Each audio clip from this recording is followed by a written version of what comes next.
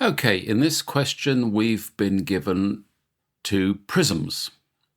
So we know everything about the volumes, but we know scattered information about the surface areas and the lengths of the height and the width involved of the end of the prism. So we know the surface area of prism B, we know the length of the base of prism B, and we're asked to find h. This, as I'm sure you've guessed, is a question about scale factors. So the volume scale factor going from A to B is equal to 1587.762 divided by. And if you pop that into a calculator, that creates the very convenient result of 27.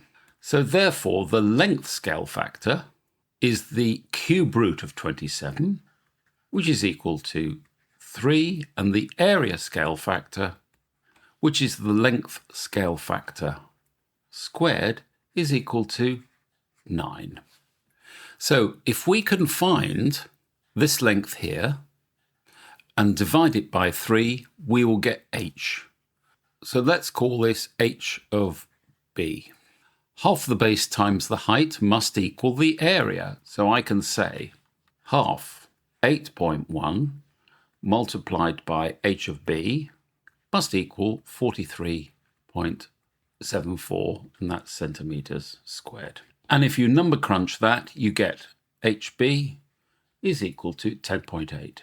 Now, as the length scale factor from A to B is 3, H will be equal to 10.8 divided by the length scale factor, which is equal to 10.8, divided by 3, which is equal to 3.6 centimetres.